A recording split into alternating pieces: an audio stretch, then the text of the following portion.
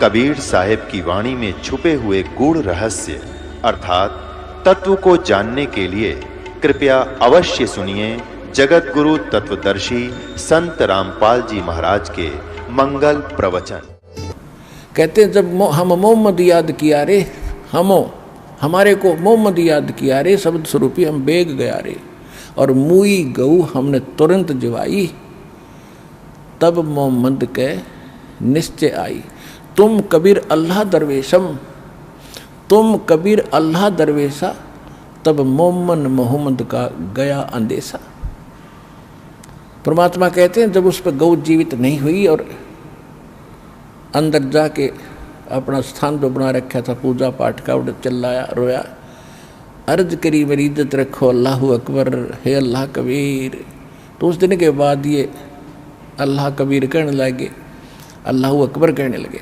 तो कहते वो भी हमने जीवित करी थी, हम शब्द स्वरूपी गए थे, केवल मोहम्मद जी को दिखाई दे रहे थे और को मैं दिख नहीं रहा था, और वो गाय भी मैंने जीवित की थी। भ्रम यही हुआ था कि मोहम्मद जी ने जीवित कर दी। सिकंदर लोदी ने कहा था तू बातें बहुत बनाता है, इसको जीवित करके दिखा।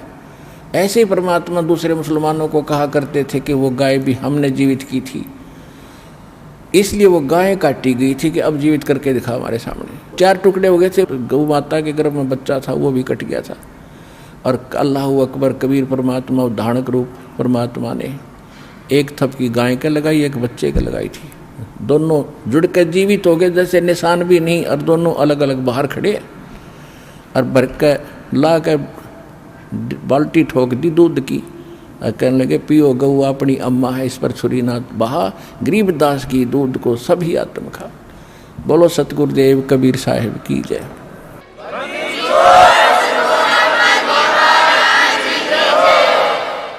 तो कहने का भाव ये है कि परमात्मा के ने ऐसे ऐसे चमत्कार भी दिखाए थे, और इन चमत्कारों से प्रभावित होकर के लाखों की संख्या में लोग भी जुड़ गए थे। जिस दिन परमात्मा ने ये लीला की गौ जीवित करने की, कई हजार की संख्या में हिंदू और मुसलमान दोनों शिष्य बने, और सिकंदर लोदी ने दंडोत प्रणाम किया। जब राजा झुकेगा जी के सामने तो जनता तो बहुत बड़ी अच्छी आत्माएं होती थी, वो तो धर्मगुरु हमारे हिंदू और मुसलमानों के में मूर्ख बनाए रहा करते थे, लेकिन उस समय उन्होंने किसी की परवाह नहीं की, परमात्मा के शिष्य बन गए।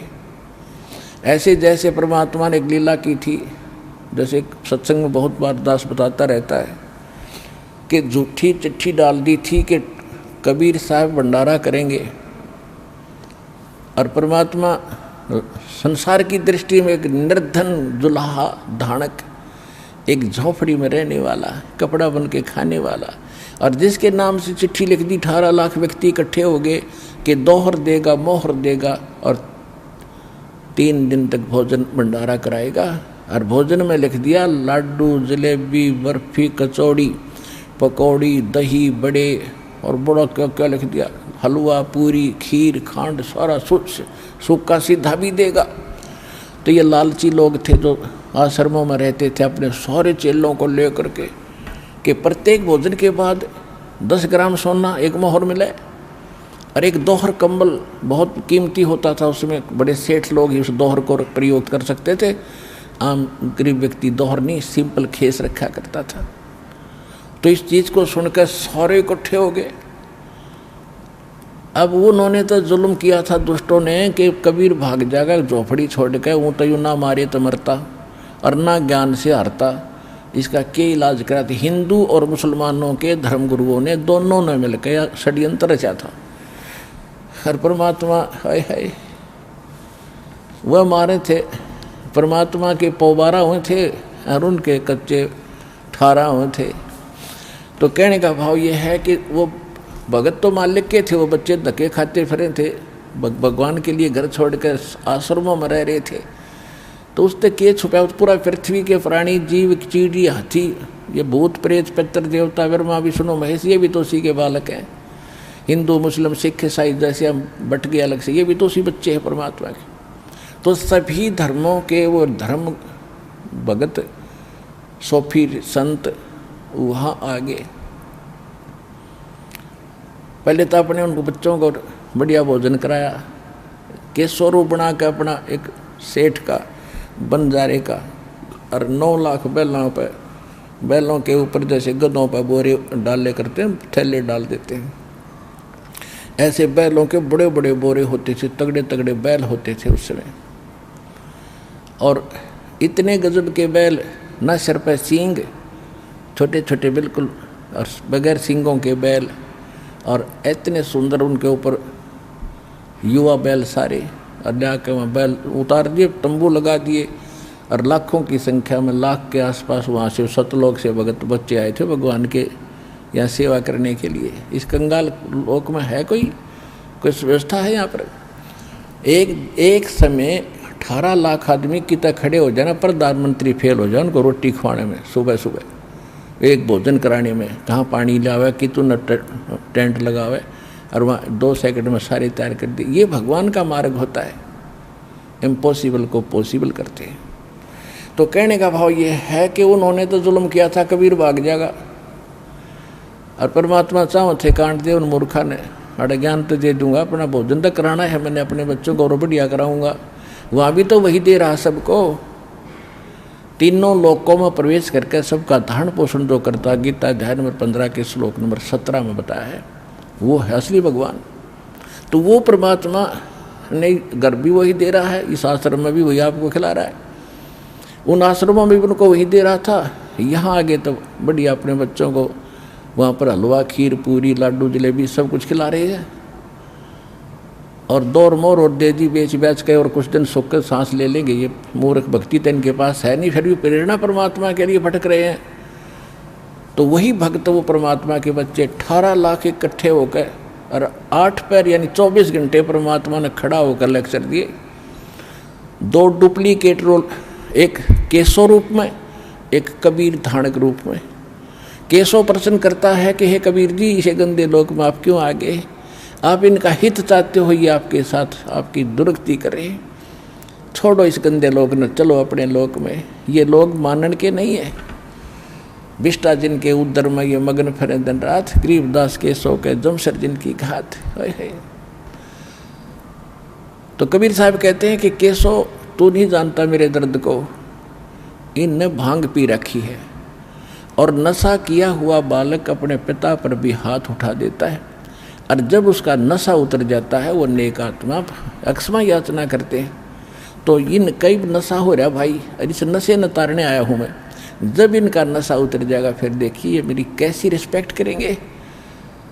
तो 24 घंटे तक परमात्मा प्रवचन कर रहे थे। अब वो खाना खाओ फिरा बैठे, खाना खाओ फिरा बैठे, क्यों अच्छी लगे ज्ञान। कहते हैं कई लाख ने, 15-16 लाख व्यक्तियों ने उस दिन परमात्मा की शरण ली। उन बच्चे जो भटकते फिर रहे थे उनको चार्ज कर दिया, वो मंत्र दे दिया, अब जाओ, हर सारी उम्र का धन दे दिया। 3 उस दिन तो 6 रोटी खाई होंगी उनने, मोर लेने के मारा ने और दौर लेने के मारा ने, तो वो भी दे दिया धन। अगले तुम आश्रमों में मरो हो, वहाँ भी यो नाम ये जप लियो और यो धन दे दिया, मांग का मत खाइयो। तो इस मालिक की लीला को आप नहीं समझ सकते, क्योंकि आपने भगवान मिला ही नहीं, ना भगवान की पहचान हुई, ना कोई वो साधना मिली जिससे परमात्मा ऐसे सुख हमें दिया करता है। जो दास आपको बताना चाहता है कि इस प्रकार 18, 15, 16 लाख उस दिन हो गए। ऐसी बहुत सी मालिक ने, जैसे एक शेख तकी की लड़की मृत हो गई थी, तो सबसे ज़्यादा विरोध वो शेख तकी सिकंदर लोधी का धार्मिक गुरु जो था, पूरे मुसलमानों का इंचार्ज था वो, और उसकी लड़की मर गई थी, वह कब्र में दबा दी। मुसलमान पीर था वो, उसने ये शर्त रख दी कि यदि मेरी लड़की को जीवित कर देगा तो मैं इसको अल्लाह अकबर मान लूँगा, अल्लाह कबीर खुद आ रहा है। तो परमात्मा ने कहा कि सब आसपास के लोगों को इकट्ठा कर लो, कहीं ये फिर अविश्वास पैदा ना कर दे जनता के। कोई 1000 की संख्या में, लाखों की संख्या में लोग इकट्ठे हो गए आसपास के क्षेत्र के। देखेंगे भाई कोई संत आया हुआ है और एक मरी हुई लड़की को जीवित करेगा कब्र से निकाल के, तो काफ़ी समय से डाल रखी थी वह। तो परमात्मा ने वो कब्र फुड़वा के, और परमात्मा ने अपने आशीर्वाद से लड़की जीवित कर दी। और उस लड़की ने खड़ा होकर 1.5 घंटे तक प्रवचन किए उस परमात्मा की आशीर्वाद से। काके बोली जनता ये भगवान आए हैं, ये अल्लाहू अकबर आए हैं, ये मुझे 4 जन्म पहले मिले थे और वो आज मुझे वो याद आ रही है इन्हीं की कृपा से। मैंने इनकी 4 वर्ष भक्ति की थी उस मंत्रों की, उससे मुझे लगातार 3 मनुष्य जन्म मिले और फिर अब मनुष्य जीवन मेरा शेष नहीं था, खत्म था। अब 84 लाख योनियों में मैं जाने की तैयारी कर रही थी। इस परमात्मा ने मुझे वापस ला करके जीवित किया है। आंखें खोल लो और पहचान लो इस भगवान को। कई हजार 50-60 हजार व्यक्तियों ने उस दिन दीक्षा ली परमात्मा से, उनके शिष्य बने।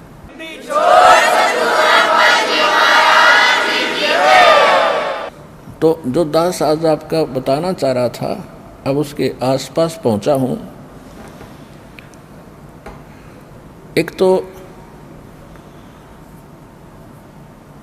परमात्मा की लीला से आप परिचित हो जाओगे जब आपको खूब समझ में आएगा कि सचमुच ये तो भगवान है। कहते जो जन मेरी शरण है ताका हूँ मैं दास, और गेल गेल लाग्या फिरूं जब तक धरती आकाश। अब देखो जो परमात्मा के लिए तड़फ रहे हैं वो बच्चे तो उसी के हैं। आज भी जो पुण्यात्मा भक्ति चाह रहे हैं और गलत संतों का फंस गए या अपनी को परंपरागत साधना करके संतुष्ट हैं, ये हैं तो नेक आत्माएं, लेकिन दिशा ना मिलने से ये अगले जन्म में या तड़फ भी खत्म हो जाएगी, कोई पशु बनेगा, कोई पक्षी बनेगा, और इस जीवन में भी अंत में भक्ति नहीं रहेगी इनके पास, न चाह रहेगी भगवान की, क्योंकि इतने दुख इनको विचलित कर देंगे। तो ऐसे समय में आपको परमात्मा ने फिर से संभाला है।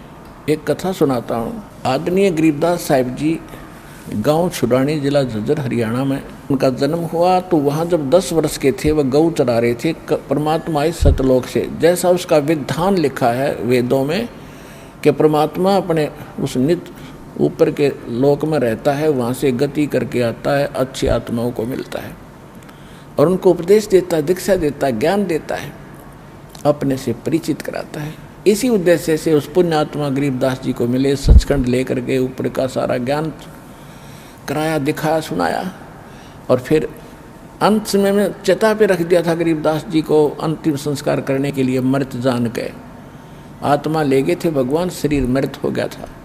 फिर परमात्मा ने उसी समय जीवित कर दिया, उनको आत्मा वापस भेज दी थी। उस गरीबदास साहिब ने फिर परमात्मा की महिमा कलम तोड़ गाई और उनके अंदर बहुत सी सिद्धियां भी मालिक की कृपा से आ गई थी।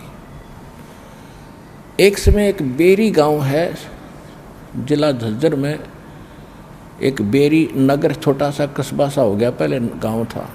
वहाँ का एक हरलाल नाम का किसान जाट पहले क्या करते थे कि दूसरी मंडियों से दूसरी मंडी में बैलगाड़ियों से सामान लाया करते थे, और जैसे आजकल ट्रांसपोर्ट करते हैं ट्रकों से, वहाँ से सस्ता, यहाँ किसी चीज़ का अभाव है तो दूसरी राज्य से लाकर ट्रकों से यहाँ व्यापारी लोग बेचते हैं। तो वो ट्रांसपोर्ट का काम पहले बैलगाड़ियों से होता था। तो सेठ लोग उन बैलगाड़ी वालों से अपना सामान मंगाया करते थे। तो वहाँ एक नजफगढ़ है दिल्ली में, नजफगढ़ की मंडी से सामान लेकर के वो अपने यहाँ आता था रोहतक में, बेरी में। अब क्या था कि उसके वो एक धार्मिक व्यक्ति था, हरलाल नाम था उनका, एक धार्मिक व्यक्ति था। और उसका धार्मिक व्यक्ति, पहले हमने ये सोच रखा था कि साधु संतों की सेवा करते रहेंगे, हमने इससे लाभ मिल जाएगा। इस धारणा से उसने एक साधु को अपने घर रख लिया कि महाराज आपको भोजन चाहिए, हमारी सेवा बन जाएगी, आप यहाँ भजन कर लिया करो। उसके लिए अलग चौबारा बनवा दिया। वो महात्मा लाल कपड़ों वाला उसमें अपना बैठे भक्ति करे, वो पूरा परिवार उसकी सेवा करे, अपना टाइम पास करे थे। उसने सोच लिया था कि इसी से हमारा कल्याण हो जाएगा। कुछ दिनों के बाद वो बाबा जी मर गया, संत। और वो मूर्ख क्या करता था, क्योंकि जहाँ भक्ति नहीं वहाँ रुचि बनेगी ही नहीं, जहाँ ज्ञान नहीं, सच्ची भक्ति नहीं। और वो क्या करता था, बढ़िया सामान खावा था और कुआड़ बंद करके सो जावा था। और जब होता भाई खाने का समय हो गया, जब आसन पदम लगा कर बैठ जा बोरी पे, और आने वाले घर वाले देखे महात्मा बड़ा भजन करता, कमाल कर रखा है इसने, तो और ज़्यादा सेवा करते थे। वो मृत्यु को प्राप्त हो गया तो क्या हुआ, चलो ठीक है, तो अंतिम संस्कार करा उसको, तो हुई बात खत्म। अब कुछ दिनों के बाद क्या था कि हरलाल भगत नहीं यानी किसान ने एक बैल खरीदा, और वो बैल था गोरे कलर का, और वो ऐसा नालायक था, थोड़ी सी दूर चले था फिर बैठ गया था गाड़ी में, चले नहीं थी, फिर उसका लठ डंडे मार के फिर उठावा था, फिर थोड़ी बहुत देर चला था फिर बैठ गया था। एक आधा नालायक बैल ऐसा भी होता है। इसी प्रकार वो उससे अपना काम चला रहा था और कोई बैल लेने की हिम्मत थी नहीं, उसी से मार पीट के घसीट रहा था काम को। गरीबदास जी सुबह सुबह स्नान करने के लिए कुएं पर गए, उधर से रास्ता था उसके साथ से नजफगढ़ से लेकर बेरी का कच्चा रास्ता होता था।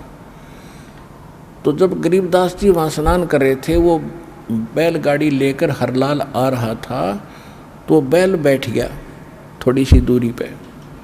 गरीबदास जी नहा रहे थे, देख रहे थे, हरलाल नीचे उतरा, उन्हें काट डाला, तो उसके लिए रख रहा था एक छोटा, और उसका मट लगा मारने। तब गरीबदास जी ने कहा कि हे भगत, ए भाई क्यों मार रहा है इसको, रुक जा, ना मार इस बैल को। अब गरीबदास जी गए, वहाँ जाकर उसके कान में कोई बात बोली, वो बैल खड़ा हो गया और कहा कि अब इसका मारिए मत, यूँ बैठेगा नहीं। अब वो बैल अपना पहले दूसरे बैल से को था तगड़ा था, पर वो तो मस्ती कर मारे था, उससे भी आगे चले और फटाफट काम करे। हरलाल ने सोचा भाई यो कोई संत है, इसने गजब का काम कर दिया, मेरी तो सारी समस्या हल कर दी, और ये तो पूर्ण महात्मा है, इसके कान में मंत्र मार दिया, ये तो डटा नहीं डटता, बैल खूब चल रहा है। तो अगली बार हरलाल जा रहा था, हरलाल ने फिर जाके पूछा उस महात्मा से, गरीबदास जी से पूछा कि महाराज आपने ऐसा के जंतर मंत्र कर दिया, ये बैल डटा नहीं डटता। तब गरीबदास जी ने कहा कि बैठ जाए, तुझे बताऊंगा इसका भेद। तेरे घर पे एक बाबा जी तपस्या करता था, भक्ति करता था, और तू उसकी सेवा कराया करता। हाँ जी। तो उस नालायक ने भक्ति करी नहीं, तेरा माल खावा था और सो जावा था, और भक्ति उसके पास थी नहीं, क्योंकि मंत्र से ही नहीं, शास्त्रों को साधना नहीं। तो इसका तेरा खाया हुआ ये वो बैल वो बाबा जी है भाई, इसकी मृत्यु होगी, 4 वर्ष पहले मर गया था। हाँ जी, 4 वर्ष पहले मर गया था। तो ये बैल बनकर आ गया, तेरे पूरे करेगा जो इसने खाए थे। मैंने इसको यही कहा कि भाई ये तो पूरे करने पड़ेंगे, लठ खा के कर ले, हर चाहे ठीक ठाक चल के कर ले, क्यों अपनी देही भी तड़वाव है, तेरा पीछा छूटेगा, इस हरलाल का जो खा रखा है पूरा करना पड़ेगा। इसके बात या समझ में आ गई भी वो तेरे पूरे करेगा, ये बैठे को ना। अब हरलाल की का तो कलेजा हिल गया, अरे तेरा गजब तो महात्मा के तो भगवान है गरीबदास जी, ऐसी बातें बता दी, सारी सत्य। चरणों में गिर गया और कहता घर बार छोड़ कर मैं तो आपके साथ रहूँगा। गरीबदास जी बोले भक्ति चाहे घर बार में कर ले और चाहे छोड़ के कर ले, भक्ति से पीछा छूटेगा। अब सारे आकर मेरे पास बैठ जाओगे तो बात कैसे बनेगी। आप नाम लो और अपना काम भी करो, लेकिन नेक नीति से, और भक्ति कर, हरलाल तेरी मोक्ष हो जाएगा। कहते गाड़ी बाहो खुश रहो, खेती करो खुशहाल, साईं सिर पे राखियो सही भगत हरलाल। गरीबदास जी की वाणी में ग्रंथ साहब में लिखा है कि गाड़ी बाहो खुश रहो और खेती करो खुशहाल, पर मालिक ना भूलना, तो सही भगत हरलाल। तो उसके बाद हरलाल ने क्या किया, उस बैल को जोड़ा नहीं, अलग बांध दिया कि भाई ये तो बाबा जी था, और कह दिया कि भाई बाबा जी तेरे मेरे पूरे हो गए और मैंने माफ़ कर दिया, क्षमा कर दिए, मैं ये बात से तेरे काम नहीं लूँ। अब देखो पहले वो मूर्ख कभी परमात्मा की शरण में रहा था, कबीर साहब की शरण में। वो जीव जो बाबा जी बना हुआ था, क्योंकि भटक वही रहे हैं जो मालिक के लिए, जो कभी मालिक की प्रेरणा में हुई है। अब वहाँ भी उसका पीछा छुड़वा दिया, उसका संस्कार खत्म करवा दिया। उस प्यारी आत्मा गरीबदास जी ने, भगवान की प्यारी आत्मा ने उसको वहाँ भी सुखी कर दिया। उसने एक तरफ बांध दिया, जब तक वो रहा उसको बढ़िया खाना चारा डालता रहा, प्रयोग नहीं किया उसने। तो आज आप मालिक की शरण में आगे मनुष्य हो, आपके भी संस्कार ऐसे निमटा देगा। जो आपके संस्कार बने हुए, किसी का लेना है, बच्चे का कोई देना है, पिछले संस्कारों का, ऐसे जुड़े हैं हम एक दूसरे से, दूसरी बात नहीं है। तो अब हम समर्थ की शरण में आगे तो हमारा ऐसे ही छुटकारा करवा देगा, यहाँ भी सुख देगा और हर समस्याओं से आपका समाधान करेगा, उलगा करेगा। तो इस प्रकार परमात्मा की भक्ति कर करके, यानी मालिक से दीक्षा ले करके और आशीर्वाद से 64 लाख भगवान के शेष हो गए थे। अब सुख हो जाता है प्राणी को, फिर बकवाद शुरू हो जाती है। कबीर साहब कहते हैं, सुख के माथे पत्थर पड़ो, जो नाम हृदय से जावे, बलिहारी उस दुख के, जो पल पल नाम रटावे। कबीर परमेश्वर जी हमें याद दिलाते हैं कि इसे सुख का आग लगे, ऐसी याचना किया करो, भगवान से प्रार्थना किया करो, हे परमात्मा ऐसा सुख बाढ़ में पड़े जिससे तेरी याद चली जाए, ऐसा सुख ना देना दाता, और ऐसा दुख दिए रहना मेरे मालिक जिससे तेरी याद बनी रहे। कहते सुख के माथे पत्थर पड़ो, जो नाम हृदय ते जावे, और बलिहारी व दुख के, जो पल पल नाम रटावे। ये दाता ऐसा कष्ट बनाए रखना, तेरी याद बनी रहे। लेकिन ये दयालु है, ये तो ज्ञान देता है, लेकिन सुख तो दे ही देगा। इसके पास सुख के अतिरिक्त कुछ है ही नहीं। सुख तो फालतू पड़ा है इसके पास, और फ्री में देता है, रूंगे में देता है आपको। अब सुख हो गया, 64 लाख शेष हो गए।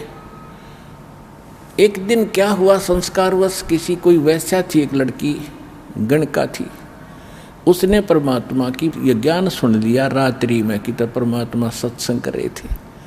कहते सोशल छिद्र मैं करूं अपने जन के काज। अब उस लड़की ने रात्रि के समय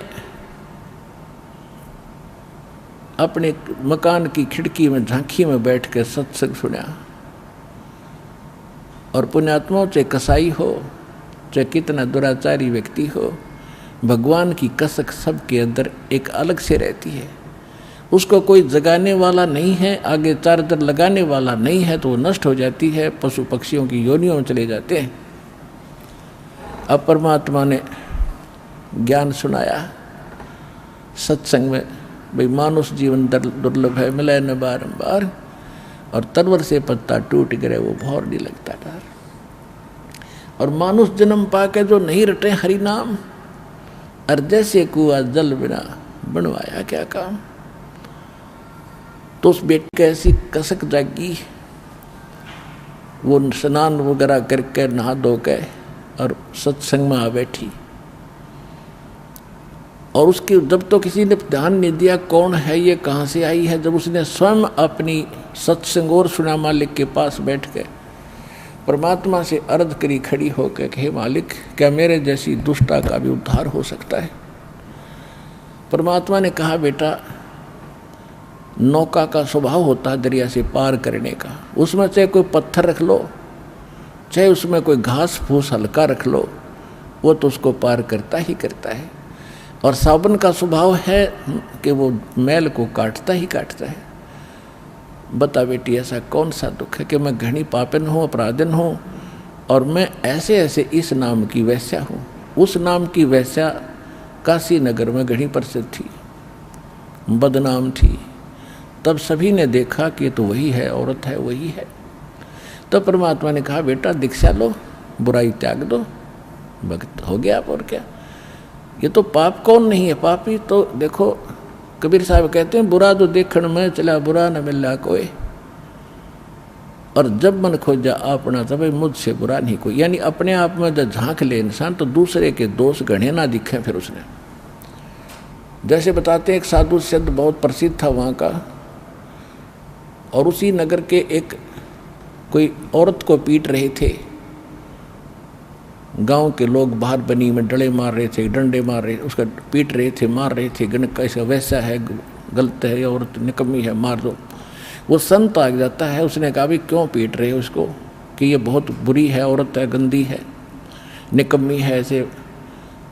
तो उसने, ये तो संत की कोई मानने वैसे सुनने वाला नहीं था। उसने कहा भाई ऐसा करो, ऐसे नहीं, इसको अच्छी सजा देंगे, एक पत्थर उठाओ, सब एक एक डला उठाओ, और इसको ऐसा मारेंगे याद रखेगी। सब नट पत्थर एक एक उठा लिया और कहा कि इसके पत्थर वही मारना जिसके मन में कोई दोष ना हो, इस प्रकार का कोई विकार ना हो,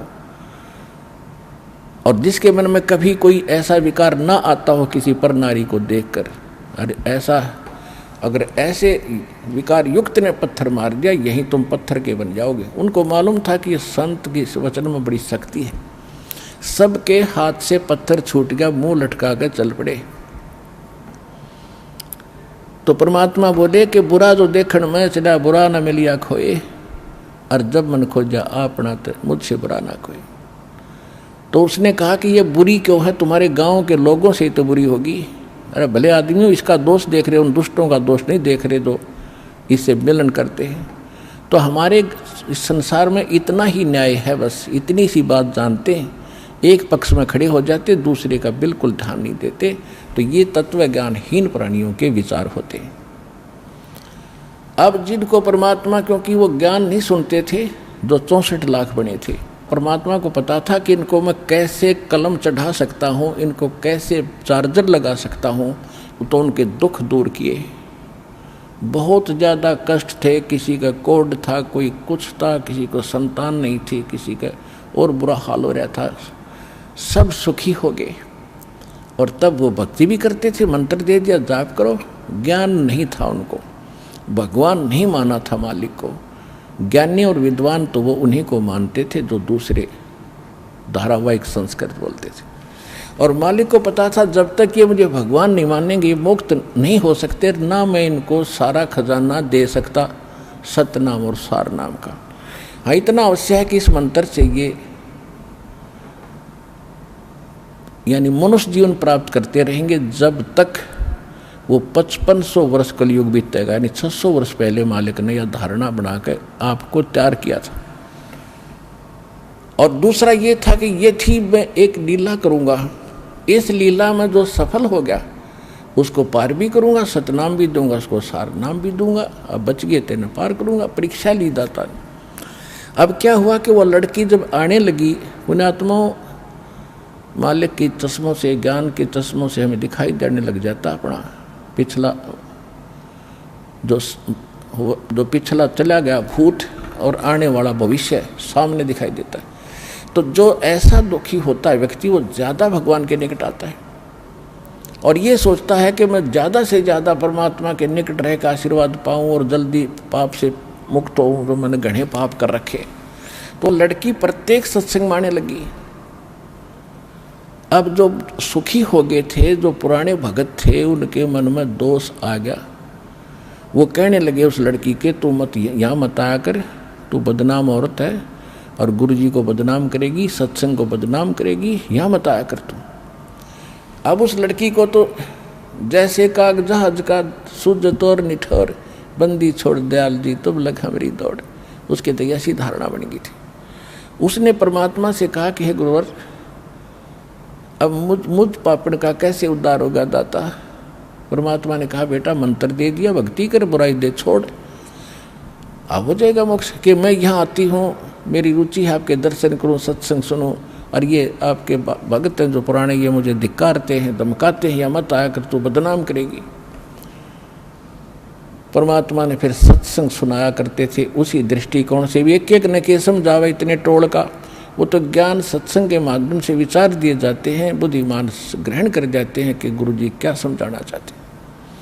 लेकिन उनके अंदर बुद्धि नाम की चीज़ तो थी नहीं, वो तो सुख सुख मांगे थे, वो दे ही दिया था। दयालु परमात्मा ने मंत्र भी दे दिया था कि ये चार्ज भी हो जाएंगे। तो मालिक ने क्या सुनाया, भाई कुष्टी होवे संत बंदगी कीजियो, हो वैसा कै विश्वास चरण चित दीजियो।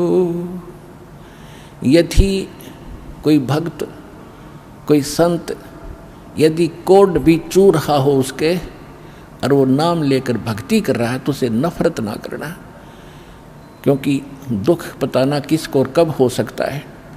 और भगत भक्ति करेगा तो एक दिन वो स्वस्थ भी होगा। और कहते हैं नाम रटत कोढ़ी भलो चू चू पड़े जो चाम, वो सुंदर शरीर किस काम का जा मुख नाही नाम। फिर बताते हैं कि वैसा के विश्वास चरण चित दीजियो। देखो संस्कारवश कोई भी व्यक्ति कोई भी बालक किसी का भी गलती हो सकती है और वो सुधरने की चेष्टा करता है, तुम उसको धिक्कारते हो तो कहाँ सुधरेगा फिर वो।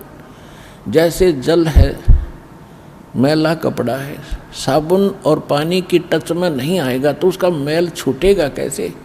तो इसी प्रकार जो संसार के विचारों से संसार की क्रियाओं से हम बिगड़ गए, हमने पाप गढ़े इकट्ठे कर लिए, कोई चोरी करके कोई डाके मार के कोई और रिश्वत कर लेकर, तो मैले हो गए हम। तो यहाँ आएंगे सत्संग स्वरूपी सरोवर में स्नान करेंगे तो मैल उतरेगा, और यहाँ नहीं आओगे तो फिर कैसे उज्जवल होगे। तो परमात्मा कहा कहने लगे कि भाई वैसा का भी विश्वास है भक्ति का, उसने धिक्कार डाला, उसको प्रणाम करना अपनी बहन को। धीरे धीरे बुराई भी छूटेगी, किसकी नहीं छूटी, और ज्ञान से छूटेगी। अज्ञान से गलती बनी, ज्ञान से सुधर जाएगा। लेकिन हम तो ढीठ हो जाते हैं, अपनी उच्च विचारों को उच्च ही मानते रहे, ये हमारी गलती रही। और अब वो पुरानी बातें मालिक इसलिए दोहरा के गए थे कि इस प्राइम टाइम में गलती ना कर दियो तुम, फिर कैसे भी सूत में नहीं आओगी तुम्हारे। अब तो बहुत गजब का टाइम आ गया। तो इसलिए मालिक ने उस समय ये कहा था। उस समय तो इक्का दुक्का ऐसे उदाहरण होते थे, आजकल तो ये ऐसे फैशन वैशन हो रहे हैं, ऐसे बिगड़ गया सब कुछ, ऐसे नफरत करने लगेंगे तो सत्संग मान होगा एक भी को नहीं। तो यहाँ आएंगे सबका आचरण सुधरेगा और फिर सेट होकर के भक्त बन के मोक्ष हो जाएगा। लेकिन उस समय महाराज अब गले उतरी नहीं, सारी संगत में सुरसुर होगी, भाई अच्छी बात नहीं कर रहे, गुरु जी ने भी सोचना चाहिए, हैं वृद्ध ज़्यादा हो गए हैं इसलिए इनका दिमाग भी चल गया। यानी दोष निकालना शुरू कर दिया कुछ मूर्खों ने, और कुछ बुद्धिमान व्यक्ति थे वो ठीक है दोष नहीं निकाल रहे थे, लेकिन लोक लाज से को मानते उसे थे। परमात्मा ने सोचा अब इनको सतनाम भी दूंगा तो कम से कम इनको एक बार एक जैसे छाछ के अंदर कणक को डाल के ऐसे पिछोड़ते हैं ना, वो कणक तरह जाती है, थोथे उड़ जाते हैं बाहर, फटाफट उड़ के बाहर जाते हैं। तो परमात्मा ने सोचा एक पछोड़ मार के देखता हूँ, ऐसे हिला के देखूँ कितने खरेर कितने थोथे हैं ये। अब ज़्यादा सुरसुर होगी, मालिक ने सोचा ले एक में फड़क निकाल दो उनकी सबकी। परमात्मा ने क्या कहा, उस लड़की से कहा कि बेटी कल तू मेरे साथ आना और सब अपना जितना भी तू हार श्रृंगार करती है सब लगा के आना। उसने कहा ठीक है पिताजी, जैसे आपकी आज्ञा, मैं आपकी बेटी, जो आज्ञा मैं आपकी पुत्री, साथ में शिष्या होगी, वचन की बेटी होगी, जैसे कहो वही होगा। उधर से रविदास जी से कहा कि एक किराए पर हाथी ला दूँ, जो पैसे लागन ले जा। मालिक द्वारा कोई कमी थोड़ी थी किसी चीज़ की, वो तो एक लीला कर रहे थे, उसको निकाल के दे दिए 50 रुपये, जा हाथी ले आ। हाथी किराए पर ले आए, लड़की को बीच में बैठा लिया, रविदास जी से कहा कि आप मेरा ड्राइवर बनो, पहलवान बन जाओ, इसको चलाओ हाथी को, और निकाल दे उस मेन बाजार के काशी वाले में गए, जहाँ कति बड़ा बाजार हो। हाथ में एक बोतल भर ली गंगा जल की, साफ स्वच्छ जल की बोतल, पानी की, जैसे देसी शराब हुआ करती पहले। और रविदास जी आगे मुख हाथी चला रहे हैं, बीच में लड़की पाछे परमात्मा बैठ गए और लड़की के कंधे पर हाथ रख लिया और ऐसे गंगा जल पीवा और ऐसे कर रहे हैं, और बीच बाजार से निकाल दिया। जो भी देखे रे कौन है यो सरेआम, कैसा ऐसा कर रखा है इसने, तो जीना हराम कर दिया, रे कौन है। देख रहे हैं तो नीरू, ये वो है जुलाहा धानक, अरे वो सत्संगी पाक रहा था, अरे देखो इसके चेले भी यूँ कहा करते भगवान आया है, ये आया है। अब उनके चेले लाओ पकड़ पकड़ के परमात्मा के बच्चों को, और कहा जा दिखाऊँ तुम्हारे गुरु जी की क्या हालत है, देख शराब पी हुआ, वैश्यावर्ती सरेआम कर रहा है, इसने अकल भी नहीं रही, इतनी शराब पी रखी है। अब हमारे जैसे जो नकली चेले थे हम कुछ अधिकतर तो ऐसे थे, भगवान में दोष देखना अच्छा नहीं लगा, लेकिन हमने फिर मालिक से अपना किनारा काट लिया, सत्संग जाना बंद कर दिया। और कुछ एक ऐसे थे जो परमात्मा में दोष देख गए, वो तो गुरुद्रोही हो जाते हैं। यानी दोष देखकर फिर उसके अनुकूल अपने मन में दोष लाना, ये नीच व्यक्ति है, फलाना है, तो वो है गुरुद्रोही के लक्षण। लेकिन उसमें पुण्यात्मा बहुत होती थी, लोक लाज से मालिक से दूर हो गए, मन में दोष नहीं आया थोड़ा बहुत भी कि भाई ऐसा नहीं था, जैसा भी था। और कुछ एक ऐसे नालायक थे, कोई कहती मैं तो वैसे जाया करता कभी कभी, कोई ये कहने लगा मैं तो यूँ ले जाया करता, मुझे फलाना, मैं तो वैसे ही जाता था, मेरा तो गुरु नहीं है ये। कहने का भाव ये है कि 64 के 64 लाख और सभी परमात्मा से विमुख हो गए। अब केवल 2 और बचे थे, अर्जुन और सर्जुन, ये 2 मुसलमान थे, इनका नाम चेंज कर दिया था दाता ने, उन्होंने कह के करवा लिया था। और ये गए हुए थे मक्का और मदीना में। ये जब वापस आए दोनों, तो इनको पता चला कि शिष्यों ने बताया भाई गुरुजी तो गलत कर दिया गुरुजियों ने। वो बोले क्या कर दिया, तुम ऐसी भाषा बोल कैसे रहे हो आज, कि भाई गलती कर दी गुरुजी ने, ऐसे कर दिया वैसे कर दिया। तो वो भगत क्योंकि दूर थे यहाँ से, काफ़ी दिन जाने में लगे, काफ़ी दिन आने में, तब तक वो सारी घटना हो ली। तो वो कहने लगे रहे तुम अपनी जुबान संभाल कर बात करो, तुम्हारी जीभ कट जाएगी, तुम किसके बारे में क्या बोल रहे हो, परमात्मा के बारे में ऐसे बोल रहे हो, तुम्हें शर्म नहीं आती है। कहने लगे वो तू आँखें देख लेता ना, तुम्हारे भी यकीन हो जाता, और अगर ना यकीन होता ना, अब देख लेना, शाम के समय वहीं जाते उस वैश्या के पास गुरुजी। परमात्मा क्या करते थे, क्योंकि कहते हैं परमात्मा अगर हमारे अंदर दोष है तो हम दूसरे में दोष देखते हैं। वो तो मालिक थे, भगवान थे, और उस लड़की में चाह भगवान की बाकी ये सुख होकर बकवादी हो गए थे, तो वो लड़की के पास जाते डेली, और उसने वो अपना बकवाद छोड़े दी थी। अब उस दिन मालिक को मालूम था कि आज ये 2 और आ रहे हैं जिनकी परीक्षा रह रही है।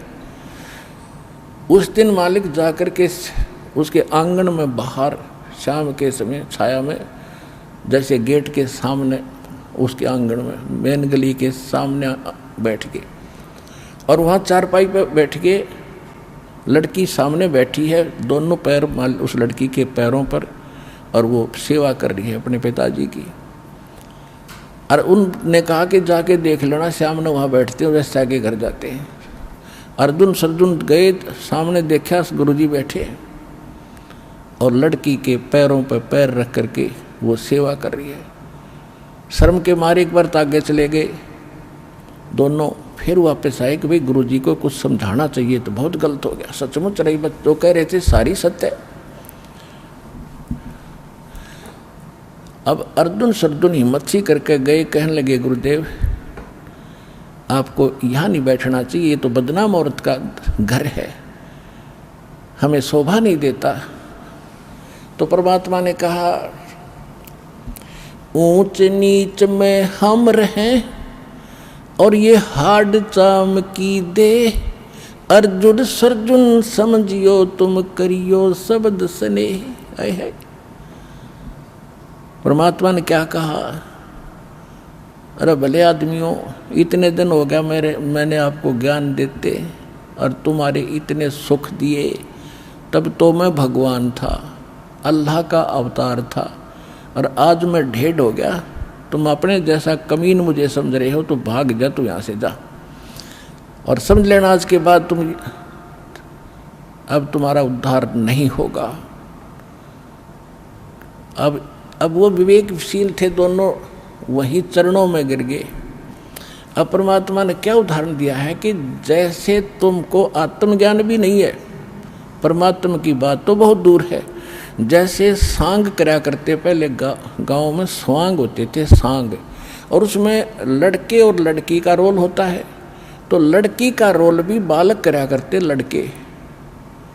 और जब एक कोई पहली बार गया था सांग देखने दूसरे साथी के साथ, उसको पता था कि लड़का जो डांस कर रहा है लड़की का रोल बना रहा है, लड़की नहीं है लड़का है।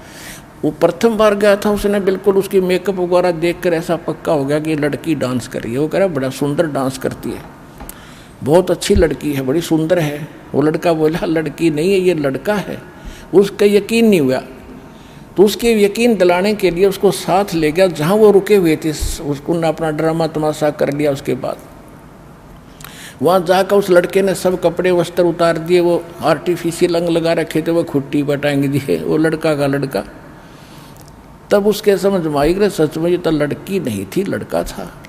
अगली बार जब वो गया स्वांग देखने के लिए, उसने वो लड़की ना दिखे थी, वो लड़का दिखा था। लड़की वाला भाव स्वप्न में भी नहीं आया उसके। तो इसी प्रकार जब आत्म तत्व का हम ज्ञान आएगा, तो आज दो कवर हमारे ऊपर है, एक स्त्री का रोल कर रहे हैं अंग लगे, एक के पुरुष के। और जब आत्म ज्ञान होगा, इसमें स्त्री पुरुष नहीं है, सब एक ही तत्व है। तो परमात्मा कह रहे थे कि ऊंच नीच में हम रहें और ये हाड चाम की दे। तेरे लिए तो ये बहुत बड़ी भारी बात हो रही है, मेरे को तो इस लड़की और तुम्हारे शरीर में एक जैसा गंध और गोबर दिखाई देता है, और तुम्हारे अंदर दोष है, इसलिए तुम दूसरे में दोष देख रहे हो। और जाओ, निकल जाओ यहाँ से। और तुम्हारे को कितनी बार समझा, अपना भक्ति में ध्यान रख। अर्जुन सर्जुन समझियो तुम, रखियो शब्द स्नेह, करियो शब्द स्नेह, जो मैंने नाम दे दिया उस पर ध्यान रख, बकवादों में कुछ नहीं रखा। तो उस दोनों गिर गए, चरणों में गए, बुरी तरह रोए। घनी गलती बन गई भगवान से, अब हमारा कैसे मोक्ष होगा। उन्होंने तो धर्म भी नहीं छोड़ा और घर भी छोड़ रखा था, मोक्ष और आज मोक्ष में यह बातें बिगड़गी। सारा गुरु जी ने कह दिया तेरा मोक्ष नहीं होगा। बुरी तरह रो तड़फ गए। परमात्मा बोले भाई, एक बार, दो बार, 10 बार, 100 बार समझाने के बाद तुम यहाँ खड़े हो, तुम मोक्ष की इंतजार करते हो। और अब इस शरीर में तुम कितनी बात बना लो, और मैंने भी ज्ञान दे दिया, तेरे हृदय से नहीं जागी कि मैं ठीक आदमी हूँ, क्योंकि आप मुझे यहाँ देख रहे हो, अपनी दोष से देख रहे हो। तो फिर भी वो बुरी तरह रो पड़े, बुरा हाल कर दिया, हमारा क्यों कर मोक्ष होगा। तब कहा कि कुछ समय उपरांत मैं एक अपनी प्यारी आत्मा को भेजूंगा, गरीबदास नाम से, नाम तो नहीं बताया उन्होंने, कि ऐसे ऐसे, और दिल्ली से 30 मील पश्चिम की ओर एक गांव छोटा सा होगा, उसमें उसका जन्म होगा, उसको फिर मैं मिलूंगा आकर के। उसके बाद तुम उससे दीक्षा लेना, तब तुम्हारा इस वो होगा, इसी शरीर में मोक्ष यानी कल्याण हो सकता है। आज तुम जाओगे तो वो नहीं होगा। अब वो लंबी कहानी है, ज़्यादा ना बताएं। फिर वो गरीबदास रूप में, गरीबदास जी का जन्म हुआ छुड़ानी में। फिर परमात्मा उनको 10 वर्ष की उम्र में आकर मिले। तब तक वो काफ़ी वृद्ध हो गए थे, वो 150-200 वर्ष की उम्र उनकी हो गई थी। परमात्मा ने कहा था मेरे आशीर्वाद से तुम जीवित भी रहोगे। ऐसा ही हुआ था। छुड़ानी में वो आए, जब परमात्मा उनको गरीबदास जी को वापस छोड़कर चले गए थे, उनको दीक्षा दे दी थी। जब वो अर्जुन सुरजुन यहाँ पर खरखोदा, एक शहर है, छोटा सा कस्बा खरखोदा, सोनीपत जिले का, उसके पास एक हमायूंपुर गांव है, कति छोटा सा, उसमें 20-30 घर होंगे। वहाँ आकर वो 30 मील उस दिल्ली से लगभग वहाँ रुक गए कि यहाँ कोई पता चलेगा आजकल। कति वो समय आया जब निकट सी, तो जिसके वहाँ रहा करते थे उससे पूछा कि सपने में दिखाई दिए परमात्मा, और कहा छुड़ानी चले जाओ। तो उन्होंने सुबह उठकर जिसके घर पे वो रह रहे थे, साधु संत के रूप में कोई भगत था, उससे पूछा कि छुड़ानी कितनी दूर है यहाँ से। उसने बताया जी यहाँ से 20 किलोमीटर और लगभग होगी, इधर ही पैरेलल इसके। तो वो उसके अपनी गाड़ी, बैलगाड़ी में बैठाकर उनको वहाँ छोड़ के आया। जब गरीबदास जी से दीक्षा ली तब उनका वहाँ शरीर छूट गया। उनकी समाधि भी बना रखी थी, अभी वो तोड़ दी गई है छुड़ानी के अंदर। तो कहने का भाव ये है, तो ये 64 लाख जो भक्त विमुख हो गए थे, और चार्ज कर दिए थे और आपको छोड़ दिया, क्योंकि ज्ञान नहीं था। इसलिए छोड़ दिया था कि अब इनको मनुष्य जीवन मिलता रहेगा जब तक ये कलयुग 5500 वर्ष बीतेगा। आइए अब हम उन श्रद्धालुओं के अनुभव जानते हैं जो जगत गुरु तत्वदर्शी संत रामपाल जी महाराज जी से दीक्षा प्राप्त कर चुके हैं तथा उनके द्वारा बताए गए भक्ति मार्ग पर चल रहे हैं। नमस्कार सर। नमस्कार सर जी। सत्साई। सर क्या नाम है आपका? मेरा नाम बालूराम दास, तहसील राजपुर, जिला बड़वानी, एमपी से। सर संत रामपाल जी महाराज जी से आपने नाम दीक्षा कब ली? 22/9/2013 में ली। सर संत रामपाल जी महाराज जी से नाम दीक्षा लेने से पहले आप क्या भक्ति साधना करते थे? मैं सर भगवान विष्णु और शंकर भगवान की पूजा अर्चना करता था और इसके अलावा हाँ मैं सिरवी समाज से विलोम करता हूँ। हमारी आई माता है और जहाँ भी सिरवी समाज के मतलब गांव है वहाँ एक आई माता का मंदिर है, उस देवी की पूजा अर्चना करते थे। और जहाँ भी मतलब जैसे शिवरात्रि हुई, तोरणमाल जाना, ओंकारेश्वर जाना, जगह जगह मतलब जाना और भक्ति करना। और जैसे श्रावण महीने में जैसे औरतें उपवास रहती थी तो भी उसके साथ में मैं भी उपवास रहता था, ओम नमः शिवाय का जाप करता था और खूब भक्ति करता था। वहाँ परिक्रमा देता था, जहाँ भी मंदिर हो वहाँ। महाकुंभ में भी जाता था, उज्जैन मतलब सिंहस्थ का मेला था वहाँ भी जाता था। और वहाँ से मतलब कोई महात्मा को मैं बहुत दुखी था तो महात्मा से बोलता था कि मेरा कैसा होगा, तो क्या बेचा पहले तो गांजे की पुड़िया लाओ, ऐसे बताते थे। तो फिर मैं वो गांजे की पुड़िया भी ला के देता था और उनके पैर भी दबाता था, फिर कोई लाभ नहीं हुआ मेरे को। सर इतनी आप भक्ति साधना कर रहे थे, आप व्रत भी करते थे, भूखे रहते थे और बहुत सारे देवी देवताओं की भक्ति कर रहे थे, ये भक्ति साधना करने से आपको क्या लाभ हुआ सर? ये कुछ नहीं लाभ हुआ, मैं तो दिन पर दिन दुखी होता गया। जैसे मेरी पहले तो 2 महीने बीमार हुई, वो मतलब 2 महीने तक मतलब ऐसे बोली नहीं, मेरे को चम्मच से खाना खिलाना पड़ता, मेरे को भी नहीं पहचानती थी वो। और वो कई करके मतलब जैसे तैसे ठीक हुई तो पिताजी को लकवा मार गया। 2 साल उनको गुजरात, बाला सिन्नौर तांत्रिकों के पास ले गए, कोई आराम नहीं लगा और उनकी डेथ हो गई। उससे मैं संभल भी नहीं पाया ना, तो अकेला आदमी किसान हूँ, खेती में काम भी नहीं कर पा रहा था मैं। उनको ले जाने में, तांत्रिकों के पास न मतलब ये करने में मतलब मेरा समय, खेती भी उधर फेल हो रही थी, इधर कर्ज भी मेरे पर बढ़ता जा रहा था। और पिताजी की डेथ होने के बाद में माताजी को चमड़ी कैंसर हो गया। हम इतने देवी देवता को पूजा करते हुए भी इतने दुखी थे कि मतलब कोई सुख का तो कोई पूछो ही मत, कुछ हो नहीं रहा था। और फिर उसके 1.5-2 साल बाद में माताजी को भी इंदौर हॉस्पिटल में और तांत्रिकों पास ने सब बताया, पर कोई आराम नहीं लगा, उनकी डेथ हो गई इतनी पूजा अर्चना करते हुए भी। मेरे माताजी और पिताजी ये भी देवी देवता की भक्ति करते थे, मेरे को भी बताते। जैसे उन्होंने कहा था कि हमारे घर के आगे एक पत्थर रखा हुआ है सर जी, उसको कहते थे कि यहाँ 9 के दिन एक मुर्गा काट के चढ़ाना, वो हत्या का भी हमारे को ऊपर पाप लगता था। तो मतलब वो करते थे, भाई बूढ़े हड़े हमारे बुजुर्ग करते आ रहे हैं, वैसे बताते तो वो करते थे। और जैसे हमारा पहले मतलब लड़का होता था, उसके देवी धाम पर बाल चढ़ाने थे। हमारे कुल देवता हनुमान जी और भैरू जी थे, तो भैरू जी के वहाँ पहले आधे बाल कटवाते थे, पीछे वाले, वहाँ एक बकरा मतलब काटते थे। और उसके बाद में हनुमान जी का क्या, जैसे तिल्ली का तेल मतलब 1.25 घानी का बोलते हैं, मतलब 25-30 किलो की, वो मतलब वहाँ मतलब ज़मीन पे डालते थे और आधे बाल वहाँ कटवाते थे। मतलब फुल उनकी पूजा अर्चना करते थे, सब करते थे। माताजी को कैंसर से चमड़ी का कैंसर हो गया तो उससे मृत्यु हुई, पिताजी को लकवा मार गया, उससे मृत्यु हुई। और जो बहन थी उसका ऑपरेशन हुआ उसके ससुराल में, तो वो मतलब टाके नहीं जुड़े, उसका पेट जुड़ा ही नहीं है सर जी। उसका जोधपुर में हॉस्पिटल में मतलब ऑपरेशन हुआ और वो मृत्यु को प्राप्त हुई। सर आपने बताया कि आपके माता पिता भक्ति कर रहे थे, आप भक्ति कर रहे थे, और ये भक्ति करते करते आपके माता पिता और यहाँ तक कि आपकी बहन भी मृत्यु को प्राप्त हो गई। फिर सर आप संत रामपाल जी महाराज के शरण में कैसे आए सर? ये सर ऐसा है कि मतलब मेरे छोटे भाई ने मतलब ये मतलब प्रवचन सुने, टीवी में देख रहा, चैनल बदल के, तो पीली पट्टी पर जो नंबर आ रहे थे उस पर मैसेज कर दिया, तो ज्ञान गंगा हमारे घर आई। मेरे घर में उस किताब को खोला, पोस्ट द्वारा आई थी, तो मेरे भाई ने नहीं पढ़ी, उसको मैंने पढ़ा। तो मेरे को लगा कि मेरे पुण्य तो पूरे खत्म हो चुके, मैं जो भी करता हूँ सब लास्ट में जाता हूँ, और ये देवताओं के हाथ में तो है ही नहीं, मैं इतनी भक्ति करता हूँ इनके हाथ में तो है नहीं, तो मेरे से कहाँ ऐसे मिलेगा। और ये ज्ञान गंगा पढ़कर मेरे को उत्तेजना हुई कि मैं सदगुरु रामपाल जी गुरु महाराज से नाम दान लूँ, तभी मेरा उद्धार हो सकता है। मैंने मतलब 22/9/2013 को बरवाला में जिला हिसार सदगुरु रामपाल जी गुरु महाराज से नाम दीक्षा ली, और मेरा आध्यात्मिक जन्म हुआ उस रोज से।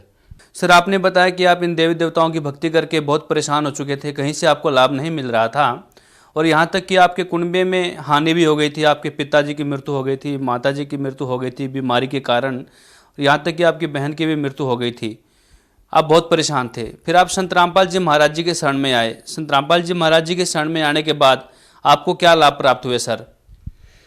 इनसे तो सर जी मेरा मतलब बहुत लाभ हुआ, जैसे अस्पताल का खर्च बचा मेरा, और जो बीमारियां थी मतलब वो अब नहीं है, और आराम से भक्ति करते। और मेरे भगतमती को जो मतलब काश्तकार है, हम मतलब कमर से झुककर काम करते थे, तो उसमें नाक से पानी गिरता था, तो रात में सोते थे तो इतनी छींकें आती थी, 1.5-2 घंटे तक छींक करते थे। तो फिर हमारे साले साहब को पूछा, उनको भी ये शिकायत थी, तो ये उनका नाम किशन लाल जी है, तो उन्होंने बताया कि भाई तुमको तो ऑपरेशन होगा, नाक में मस्से बढ़ जाते हैं।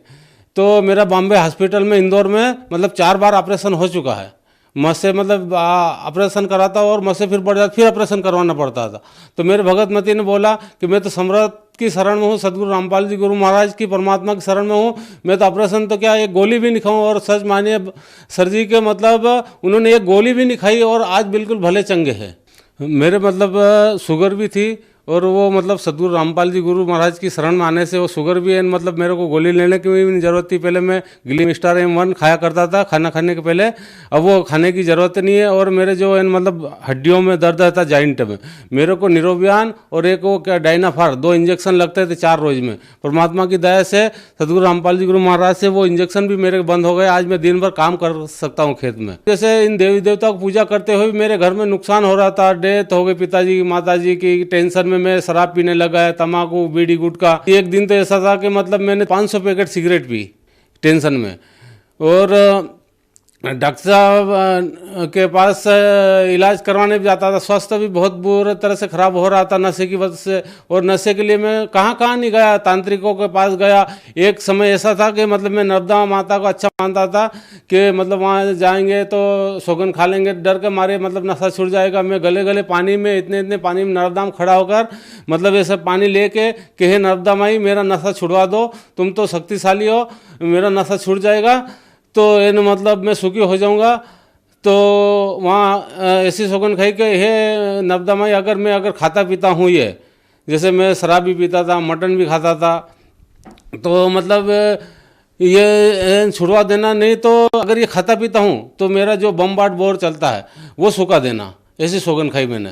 तो मतलब हम वहाँ से नर्मदा हमारे वहाँ से 50 किलोमीटर दूर है, वहाँ घर गए तो शाम हो गई थी, तो मैंने खाना खाया। मैंने सोचा खाना खा कर डट के खा लो, नींद आ जाएगी।